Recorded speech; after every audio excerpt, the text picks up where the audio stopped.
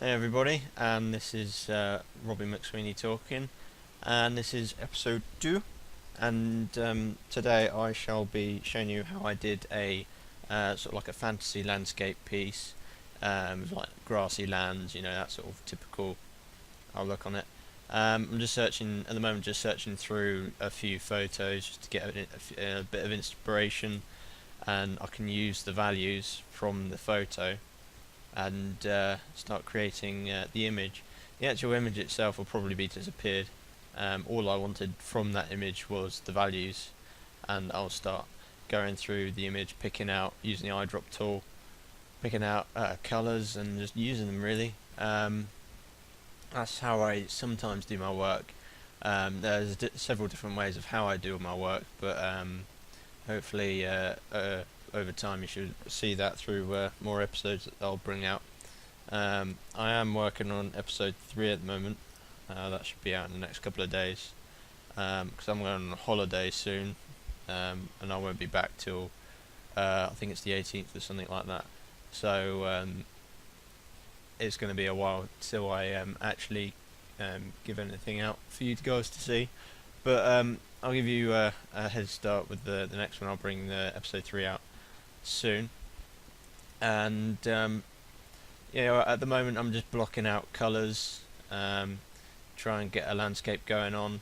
If you look at the navigator thing, that has like a thumbnail version of what I'm working on, that's what I'm looking at the moment. I'm not actually really looking at the big thing, the big canvas, sorry, and I'm just looking at that and see if it actually looks good. I know a lot of people tend to zoom out, zoom back in, zoom out and zoom back in. I just look at the navigator and I get a nice view from that. And you'll see me flip the canvas as well. A lot of professionals do this. I'm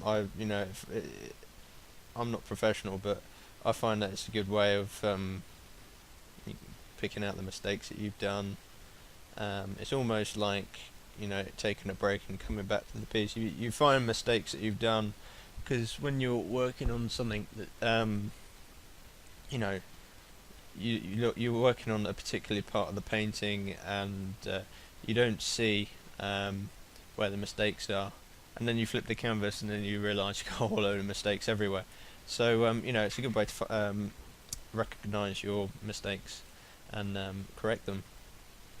So yes, I've just plonked in a couple of textures, just to give a bit of detail. I didn't actually spend that long on this painting. I only spent it was probably under an hour, and I finalised it. I will at some point in a future episode try and do multiple compositions at once, because I find that's a good way of spanning the mind out, and when you come back to another composition that you have been working on, you tend to think a bit more, and it keeps you a bit more alive. When you're working on one composition, you're totally focused on one thing, and your mind is almost channeled into that. So yes, at this stage I'm still trying to get the right values. You'll see me using a lot of I think it's called volumetric fog. It brings out certain parts of the painting, and you see me darken it there.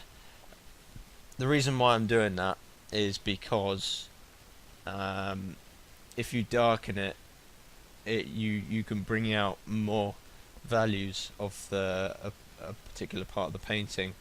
Or when you actually work into a painting, you should never have something that's absolutely black or absolutely white, because it can be too much.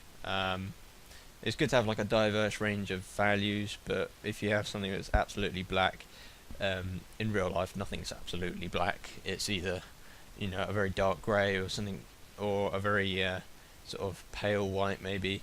Even if you're looking at a piece of paper that is white, it's got all those tonal values in it, and it's not absolutely white, because there's shadows and light everywhere. It's all quite technical, but I'll take forever me to actually explain all that. So yes, I thought add in a river. Ended up being, a significant part of the painting, and later on I'll add some characters as well. So yeah, what can I talk about at the moment? Technical wise, it's quite a small painting actually. It's only like 2,000 pixels by 1,000 in height. Um, so it wasn't a massive image, but it was enough to work into.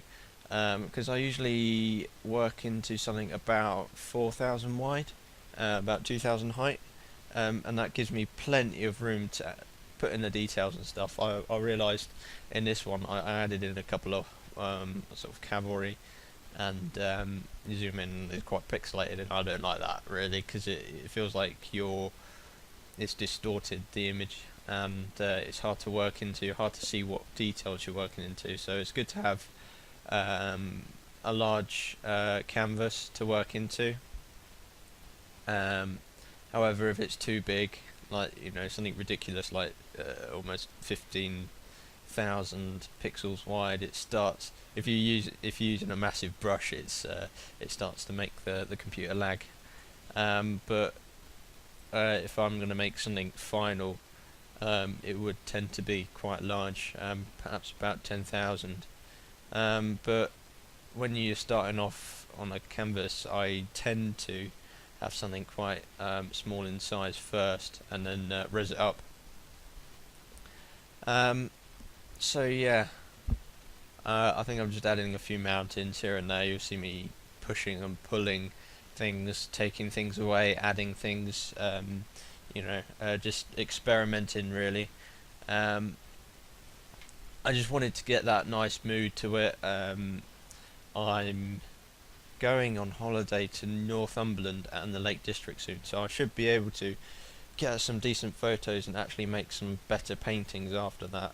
But at the moment it's based on where I've been, experiences, travelling. When you travel somewhere, being there is something else to actually getting photos off the internet, because you've experienced what it's like, the details. You see so much more when you're there.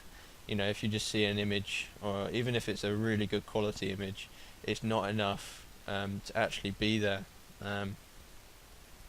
And so when I go to the Lake District, it should be pretty cool, because I know that the landscapes are really nice. For those of you who don't know where the Lake District is, it's in the north of England, right on the borders, or between Scotland and England.